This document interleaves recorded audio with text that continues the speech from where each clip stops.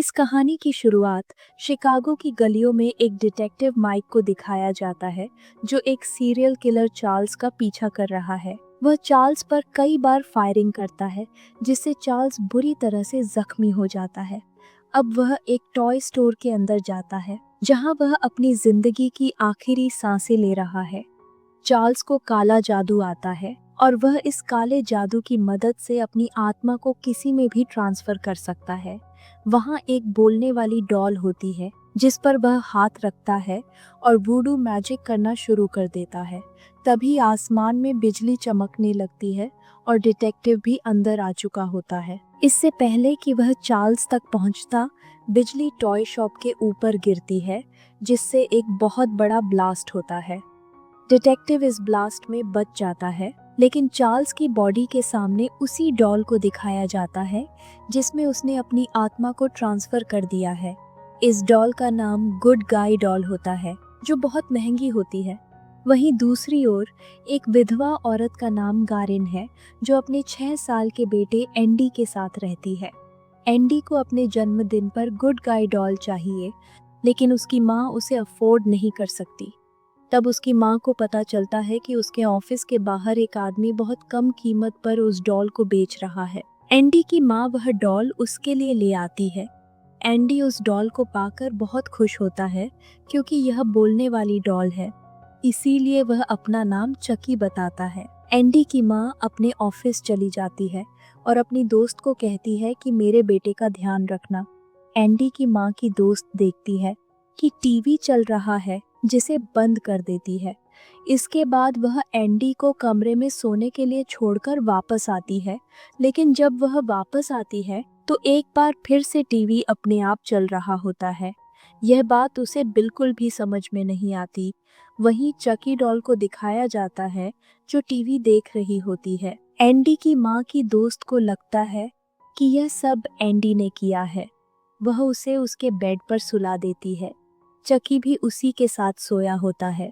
अब एंडी जब सो जाता है तो चकी उसके कमरे से बाहर निकलता है और एंडी की माँ की दोस्त को ऊपर से नीचे गिराकर मार देता है।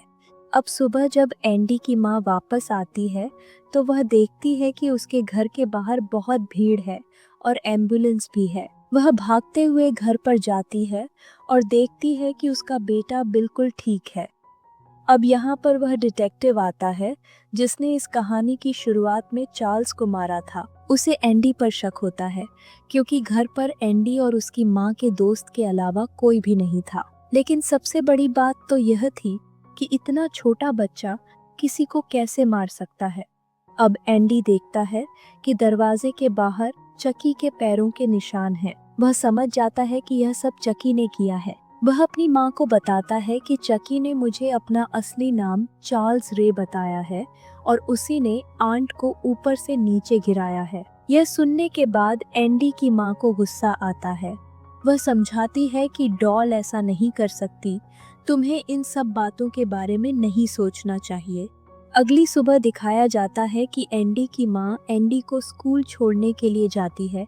एंडी के साथ उसकी डॉल यानी चकी भी होती है। चकी एंडी से कहता है कि आज तुम सुबह स्कूल नहीं जाओगे, बल्कि हमें ट्रेन से कहीं जाना होगा। जब एंडी की माँ वहाँ से चली जाती है तो एंडी चकी के साथ उस जगह जाने के लिए ट्रेन से निकल पड़ता है जहाँ पर चकी उसे ले जा रहा है। अब वे एक घर के बाहर पहुँच जाते हैं। यह घर चकी यानी चार्ल्स के दोस्त का घर है। इस कहानी की शुरुआत में जब डिटेक्टिव चार्ल्स का पीछा कर रहा था तो उसका दोस्त गाड़ी में था। वह चाहता तो उसे अपने साथ ले जा सकता था, लेकिन वह उसे छोड़कर भाग गया, जिस वजह से उसकी मौत हो गई। अब वह उससे बदला लेना चाहता है। चकी चुपचाप घर के अंदर चला जाता है और गैस को ऑन कर देता है।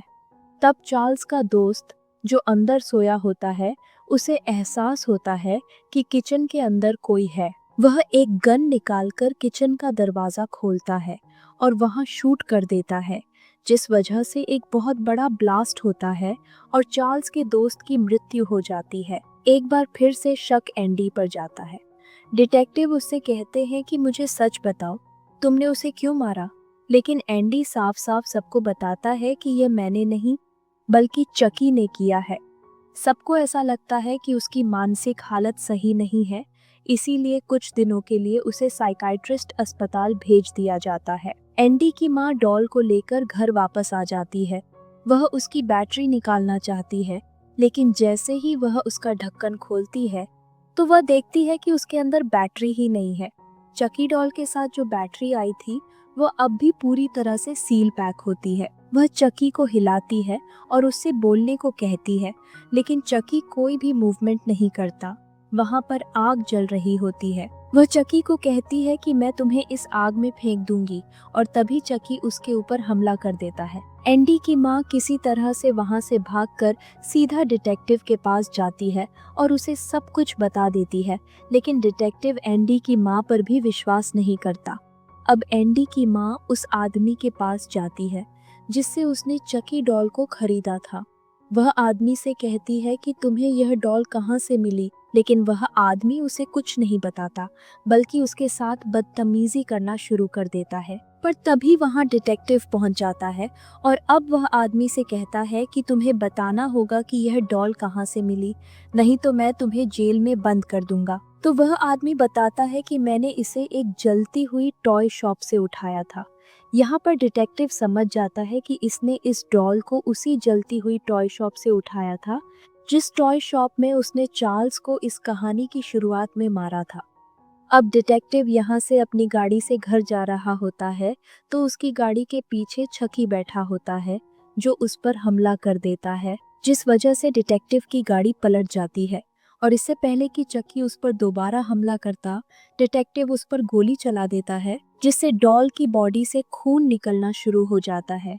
चकी यहाँ से भागकर उस आदमी के पास जाता है जिसने उसे काला जादू यानी वूडू मैजिक सिखाया था। चकी उसे बताता है कि जब मुझे गोली लगी तो न सिर्फ मेरी बॉडी में दर्द हुआ, बल्कि मेरी बॉडी से खून भी निकला। वह आदमी चकी को कहता है कि जितना ज्यादा वक्त तुम इस डॉल के अंदर रहोगे, उतनी जल्दी तुम पूरी तरह से इंसान बन जाओगे। लेकिन चार्ल्स इस डॉल के अंदर नहीं रहना चाहता।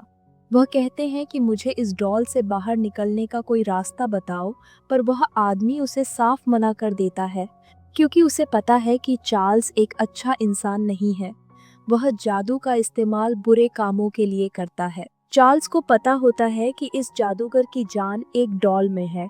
वह उस डॉल को उठाकर उसे टॉर्चर करना शुरू कर देता है। इस वजह से इस आदमी को चार्ल्स को सब कुछ बताना पड़ता है। वह कहते हैं कि तुम अपनी आत्मा को उसी इंसान की बॉडी में ट्रांसफर कर सकते हो जिसे सबसे पहले तुमने अपना पूरा सच बताया था, और वह इंसान और कोई नहीं बल्कि एंडी है। इसके बाद चार्ल्स अपने मास्टर को बुरी तरह जख्मी करके वहां से निकल जाता है। यहाँ पर एंडी की माँ और डिटेक्टिव भी आ जाते हैं। मरने से पहले वह आदमी बता देता है कि अगर तुम चकी को मारना चाहते हो तो तुम्हें उसके दिल पर वार करना होगा, तभी उसकी मृत्यु हो सकती है। वही चकी को दिखाया जाता है जो साइकाइट्रिस्ट अस्पताल में पहुंच जाता है, जहां पर एंडी को एडमिट किया गया है। जब एंडी चकी को देखता है तो पूरी तरह से डर जाता है। अब यहाँ पर डॉक्टर भी आ जाते हैं। चकी सबसे पहले डॉक्टर को मार देता है और इसी बीच एंडी यहाँ से भागकर अपने घर आ जाता है। चकी उसका पीछा करते हुए घर पहुंच जाता है और उसे बेहोश कर देता है। इसके बाद वह अपना वूडू मैजिक शुरू करता है, जिससे वह अपनी आत्मा को ट्रांसफर कर सकता है।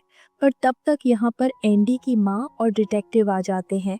एंडी की माँ चकी को उठा लेती है। चकी उसके ऊपर हमला कर बुरी तरह से जख्मी कर देता है। अब एंडी की माँ चकी को उठाकर एक चिमनी के अंदर बंद कर देती है। वह चिमनी पर आग लगा देती है, लेकिन तब भी चकी नहीं मरता। वह इन पर कई बार हमले करता है और तभी डिटेक्टिव चकी के दिल पर वार करता है, जिससे चकी की मृत्यु हो जाती है। इस तरह से चकी यानी चार्ल्स रे को खत्म किया जाता है। यहीं पर यह पार्ट खत्म होता है।